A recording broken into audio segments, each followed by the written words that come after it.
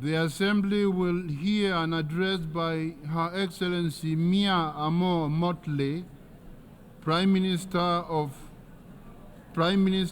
Minister for National Security and the Public Service, and Minister for Finance, Economic Affairs and Investment of Barbados. I request protocol to escort Her Excellency and invite her to address the Assembly.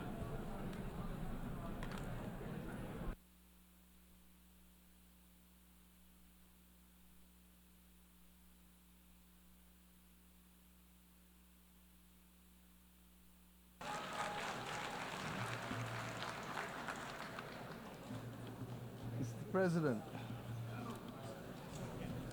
we need a reset, and we need to reset. Mr. President, in your absence, I congratulate you on your assumption of this chairmanship of the General Assembly.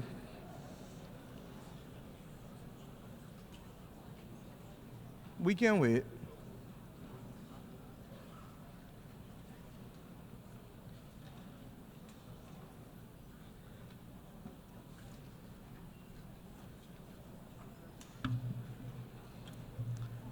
As I said, Mr. President, we need a reset, and we need to reset. Those of us here today representing our brothers and our sisters the world over have endured 4 years of polycrises. As the children of Mother Earth, we continue to wrestle with the climate crisis. As a human family, we grapple with the legacy of the pandemic. As a digitally connected people, we are now, regrettably, confronted by multiple theaters of war and scenes of horror and famine flowing from that war, armed conflict instead of pursued development. Citizens of every country as well, struggling to contain the rising cost of living and the implications for them and their families on a day-to-day basis. And Mr. Speaker, Mr. President, we are all now threatened by the second but silent pandemic of antimicrobial resistance, together with a growing incidence of death and disability from chronic non-communicable diseases. We cannot afford the distraction of war. If ever there was a time to pause and to reset, it is now. Collectively as an international community, and individually as leaders in each of our countries, we must now deliver new opportunities and solutions to these crises which dampen economic growth, which restrict the ambitions of our people and numb our sense of the beauty and goodness that the world ought to be offering because it has it to offer. The reset for which I am calling, and indeed all of our citizens are demanding, must see an end to all forms of discrimination. That rules and institutions today exist which create first and second-class citizens, as we have said from this podium year after year, depending on your nation of origin, militate against the trust and the credibility and the hope, and it fosters a crisis of confidence in the existing international order, which must become inclusive and responsive for all. More than any other complaint from this podium has been the disparity in treatment and the inability to be able to have fair and transparent treatment for all that would lead to the trust necessary for us to solve the problems of our times that are truly beyond man-made causes. Neo-colonialist structures that perpetuate and reflect an old world order characterized by racism and classism and misogyny, while ignoring the legitimate aspirations of billions, will not help to foster the hope or trust that is necessary to meet these polycrises. We must ensure that the global institutions give developing countries, especially small, vulnerable states like my own, or vulnerable middle-income countries, seats at the table of decision-making where we can be seen, heard, become active agents in our own cause, and lead our own development paradigms. My friends, we are reminded that 2024 is the final year of the United Nations Decade for the People of African Descent.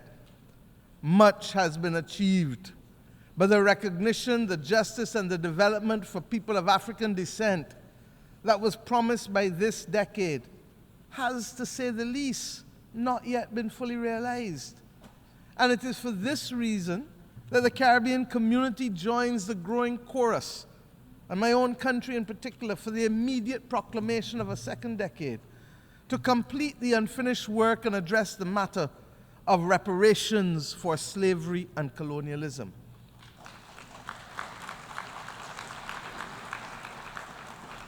I start here because this is a necessary but complex conversation, and the Caribbean community is resolute that it must happen. Its resolution lies, and I want to be very clear, its resolution lies in a multi-generational approach, in the same way that the £20 million sterling debt that was incurred by the British government only was repaid in this 21st century, almost 200 years later, so that the notion of unaffordability becomes a non-issue once we recognize that the solution to reparations must be multi-generational and grounded in development. Mr. President, of necessity, the reset must also be characterized by institutional reform, which has to start in the United Nations councils. These councils suggest that some are full members, and others are only part members, and some may be part-time members, and some may be occasional members. All of this has no place in the 21st century. And the anger and the mistrust of our citizens and institutions, in leaders, in multilateralism, and in the processes which exclude while yielding much talk and little action is very real. And nowhere is reform and consequentially trust and hope more important to the well-being of billions of people today than in relation to the global financial architecture. Restricted access to capital, its disproportionately high costs barring us from doing that which we must, its inadequate scale, and the overwhelming burden of debt often imposed on us by circumstances beyond our control. These are all now combining to force governments in the world's poorest countries, and frankly, across many vulnerable middle-income countries, to devote more resources to debt service than to health and education, and in some instances, even infrastructure. For far too many members of the human family, cold ground is our bed, and rock is our pillow. Too many go to bed with their bellies hungry, and too many may not even have a bed. Our reset must therefore collectively build a common agenda that reflects and reinforces our shared humanity. It is that shared humanity that binds us together. Mr. President, you know better than most. Our African brothers and sisters got it right with the principle of Ubuntu, and have used this principle, this General Assembly, to remind us that its simplicity is what we should aspire to. I am because you are. I am because we are. My well-being is tied to yours, and our collective well-being is connected to Mother Earth. This best voices the approach needed to give expression to the reset that is absolutely necessary. And we acknowledge that there are glimpses of hope.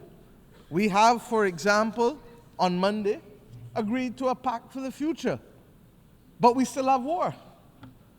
We have agreed on a global digital compact, but we still have raging pandemics in the slow motion silent pandemic. All of this rests, my friends, on the common agenda that the Secretary General had set out for us before. Yesterday, we agreed in a high-level meeting on a political declaration on antimicrobial resistance. A lot of fancy words, but this is where the rubber hits the road, because all of us in this room know people who have died from infections and for whom the antibiotics simply are no longer effective, so that within 48 hours, a person's life is snuffed out, almost as if they were at war. My friends, following on the intervention of the Bridgetown Initiative and the Paris Pact for People and Planet, the efforts of many across the board, we acknowledge that there is some hope. And it is evident in the beginnings of the reform that we are seeing little by little, but nevertheless, they have started. These are all important steps, but we cannot take our eyes off the prize. Barbados' call for a fundamental reset includes attitudes and behavior as much as actions or reforms. Heads of government are in agree that we must trigger national development agendas of transformation with both speed and scale. We have a date with destiny against 1.5 degrees. We know that that is what is needed to survive. And the implications for people, even as we speak, can be dire. But if there is a failure to act with clarity of purpose, and if the political will retards progress on the front of the much-needed reform within the international financial institutions, purely because heads of government do not speak to ministers of finance when they reach Washington, D.C., or their board directors, if there is a need for that to be dealt with, then, my friends, there must be a commitment to be equal to the current challenges of member states if we are not to perpetuate the discriminatory practices that result in undermining the transformational opportunities that we need. Depriving vulnerable countries from being able to access concessional income that is long enough to build the resilience to save lives and to protect livelihoods is unjust. And that is why we must remain focused. That is why, my friends, we launched yesterday the third iteration of the Bridgetown Initiative, which identifies three key principles, very simply. One, we must change the rules of the international financial system and reform its governance and instruments. Two, we must shock-proof vulnerable economies by dealing with debt and liquidity in a comprehensive, development-focused manner. And if we need to give countries a shot of liquidity like we give them a shot of adrenaline to avoid them falling off the cliff of death, then we must do so. And thirdly, we must augment financing by boosting country capacity to invest in resilience by several means, including what has been announced already, the rechanneling of special drawing rights through our multilateral development partners, but that will only be truly effective if there is another issuance of SDRs in the near future. Indeed, we must also address the challenge, and this I believe to be the fundamental mission of this generation, of how we are going to secure the global public commons to be able to maintain our safety and stability as a global community. We're going to have to discuss how we can secure it, and of course, how we must finance it. And that is not only the climate crisis or the loss of biodiversity that we speak about, but the other many global challenges that can truly destabilize countries and regions. Mr. President, these considerations are of fundamental importance to the sustainable existence of our generations, future generations. The SIDS agenda is another story of promises made but not kept. 30 years ago, the international community gathered in my own country to take action for the first time on the unique challenges faced by small island developing states. We birthed in my home country the first ever global agenda for small island developing states, which became known as the Barbados Program of Action. I thank Mauritius for its strategy of implementation, Samoa for its pathway. They were carriers of the baton of a development agenda for small island developing states in the intervening years, in the face of multiple global crises from health to climate to finance.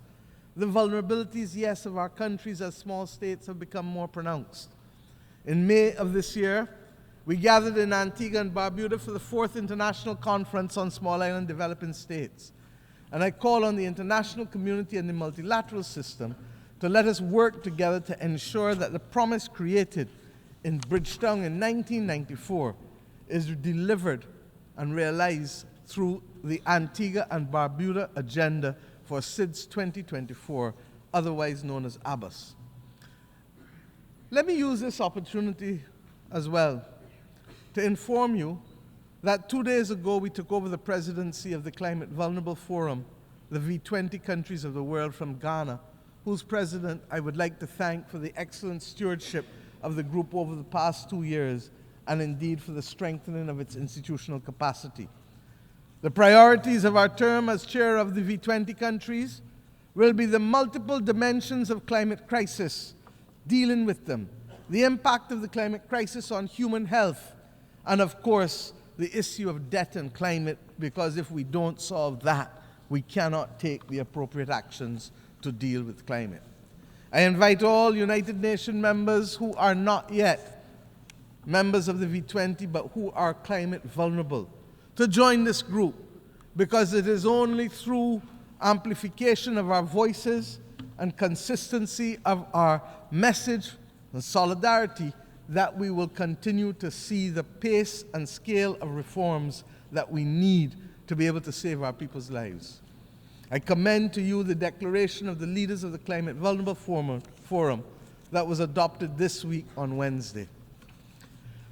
Mr. President, above all else, we need a global reset on peace. There needs to be global peace. And those of us who are old enough would have recognized that there are peaks and valleys as it relates to this issue of conflict. There are few areas where the world is more in need of the United Nations acting as the United Nations to secure the objectives of the Charter than in the area of peace and security. The silence that has engulfed Sudan is unacceptable and may well be rooted in the racism that the world still carries as a badge of honor from the victories of the last great war of the World War II. The actions in Myanmar cannot continue. Ukraine has sucked more oxygen out of the global community and the global financial system than any of us can appropriately accept at that very time when the world needs to be applying its resources and efforts to fighting the greatest crisis known to mankind. And the spread of the war from Gaza to the consequences in the West Bank to now clearly what is happening in Lebanon as we speak with Israel, all of these are but the tip of an iceberg of death, violence, and instability, and robs the global community of oxygen and resources at the very time when we need it most in a strategic way. We all know, as students of history, that even the longest war in history came to an end. These wars, yes, they too will come to an end. But the question is when and at what cost, and without much loss of life, with how many children not being able to be either given the chance to live or will now live with memories of war that will affect their every action for the next 60, 70, 80 years of their lives. Innocent people are paying the price with the one thing that is theirs to give, and they don't give it willingly. It is their life. Unless we address the root causes of these wars, one by one, and the manners in which they are being sustained and financed, we will never, never know anything else other than war and rumors of war in these theaters. The transmittal of these scenes of horror in real time into people's bedrooms, into people's living rooms, will trigger two extreme reactions, neither of which are acceptable to us in the third decade of the 21st century. We will either get the desensitizing of ordinary people to the loss of lives especially those of innocent children and women on the one hand, or we will get, on the other hand, the anger and inclination for vengeance that it spawns necessarily. We need peace. And it cannot be too difficult for us to work for peace.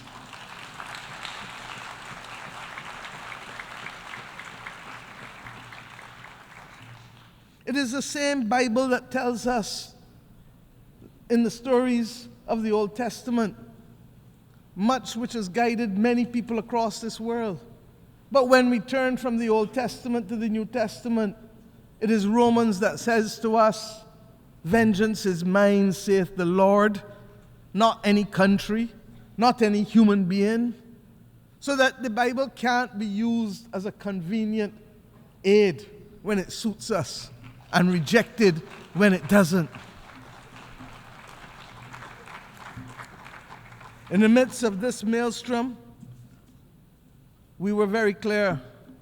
My country took the step this year of recognizing and establishing diplomatic relations with the state of Palestine, in spite of having supported a two-state solution since 1969.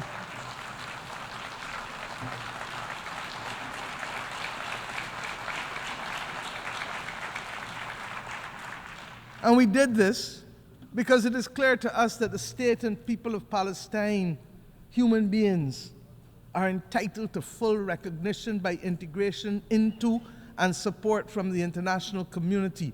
The Charter does not say we the people, with the exception of any one group from any one part of the world. We join with others, therefore, in congratulating the state of Palestine in taking their seat among the United Nations member states, as they did on the 10th of September of this year.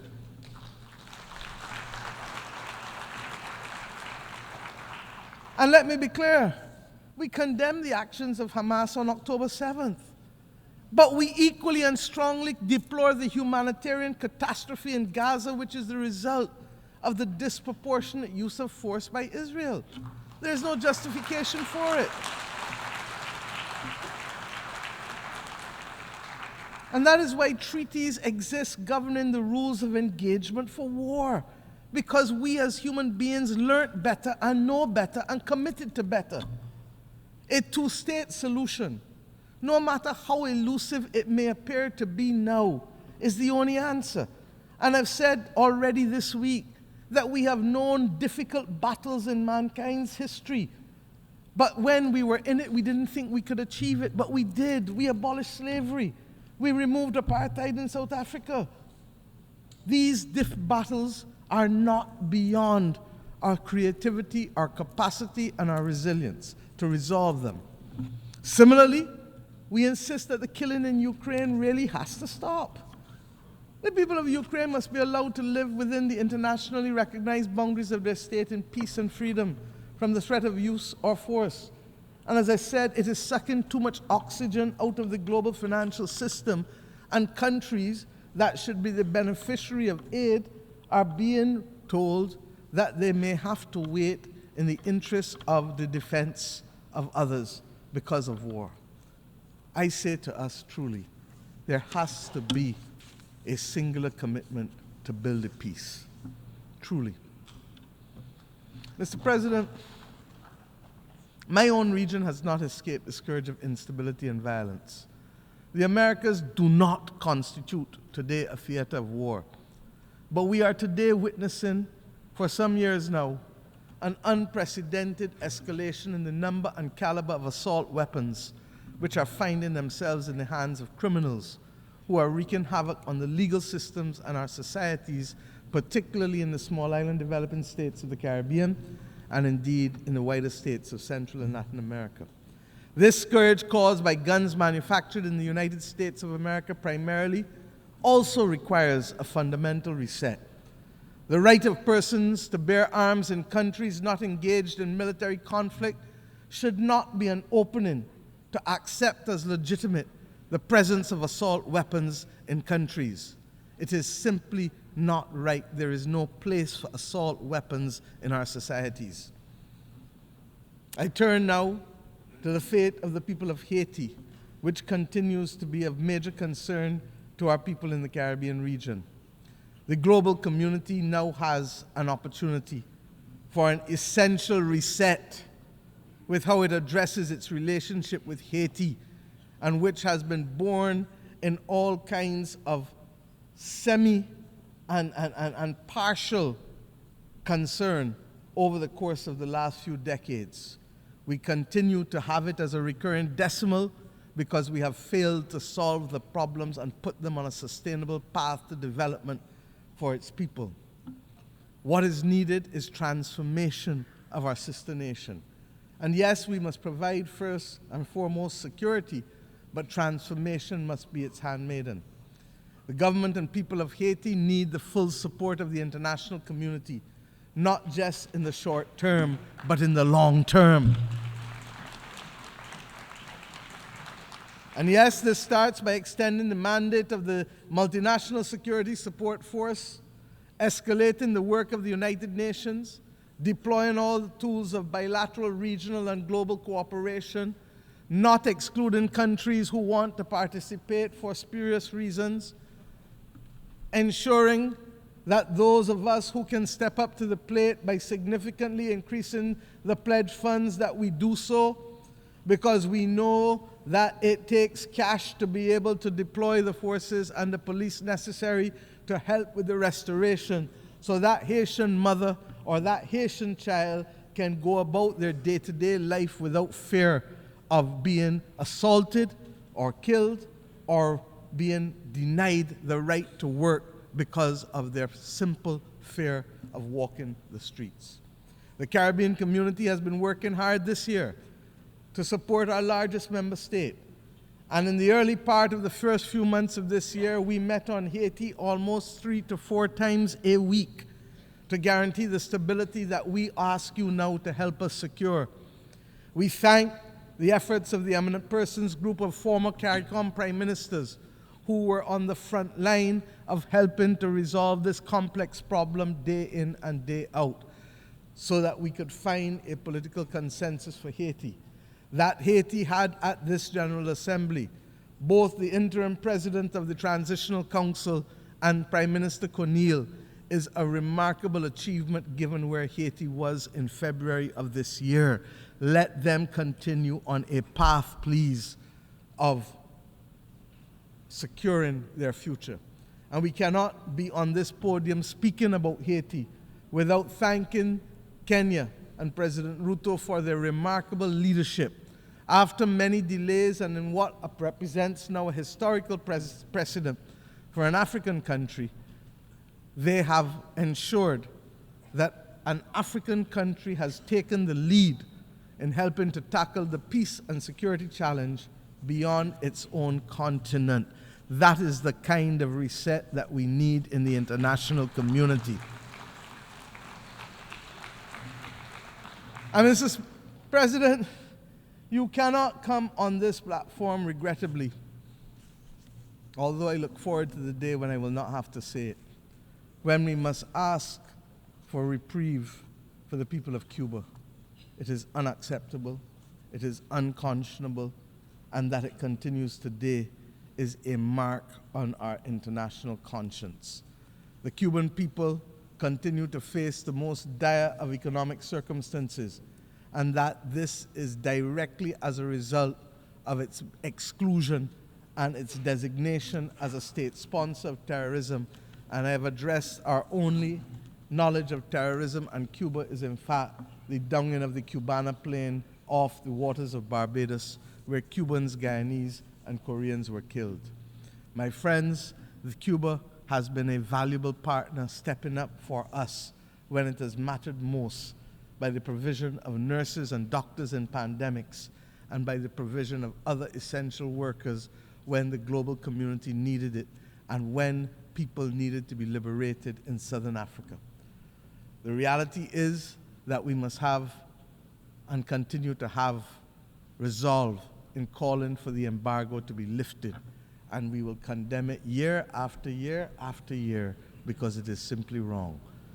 As we say so, we pray that the people of Cuba, as they determine what damages they have found from Hurricane Helen, as well as we pray for the people of Florida, who clearly are going to spend the next few days identifying the damage as a result of a hurricane that hit Category 4 when it reached Florida. This is the climate crisis that we speak about. The people of Nigeria are still counting the bodies with respect to the floods that took place there. We have hard work to do. In our own Caribbean region, Beryl literally decimated the islands of Carriacou and Union Island, and indeed would have affected Grenada and St. Vincent more broadly. Jamaica and my own country's coastal infrastructure was significantly affected, with our fishing industry, 90% of it being decimated. This season of superlatives, with its floods and droughts, its hurricanes and fires, will take the lives and livelihoods of too many. The climate crisis is hitting us almost weekly across the globe. The deniers of the climate crisis, they too need a reset that will admit of the absolute necessity of collective action by the global community to save our way of life and our planet. Mr. President, at the start of this week, the skies were much darker. I truly believe so. We are starting to see some glimmers of light. We leave New York this week noting that the clouds are lifting, conscious that the sun is peeping out in certain areas, not all, but in certain critical areas, giving us a sense of renewed hope that reset is in fact not only possible, but necessary in key areas: institutional reform, reform in our financial architecture, reform in how we view development, but above all else, reform in how we see each other and value each other. This hope springs from the Pact for the Future and the many declarations that we have made here, the terms in which my fellow leaders spoke from this platform for the most part, the urgent need to recognize reset, reset, reset, even if they didn't call it by that name. It is as if we all truly understand and accept the challenge of rising to solve the major difficulties that are faced by the people of the world, and to recognize that global moral strategic leadership requires of us the commitment to redress the wrongs and to take care of saving people and planet. But recognition of the need for the reset, while it is the first step in any issue, what is now also needed is eternal vigilance as our companion, so that as we take the steps to transform attitudes and institutions and rules, we will not succeed overnight. We will not succeed even in the next decade. But if we don't do the reset to change the legacy of centuries of exploitation and domination, we will not be fit for purpose to meet the needs of our people in the third decade of the 21st century. I can think, therefore, of no better way to conclude than with a song that I had cause to use almost 30 years ago from my own country. Song from Edwin Yearwood, when I first stood on this podium almost 30 years ago in 1995 as a young minister of youth. And I quote, "A voice in my head keeps talking to me. It tells me the road is long. It tells me we must be strong. Roll with the pain and roll with the strife, for today is the rest of the start of your life." Mr. President, may the new hope fostered here this week signal the start of a new deal for people who hitherto were not seen, and even with the existence of this body, whose voice and presence were not felt. These people have been recognized too often, and these countries, as mere statistics, and not with the human dignity that is their birthright, or the human dignity that is the conferred right from these United Nations. Mr. President, I thank you.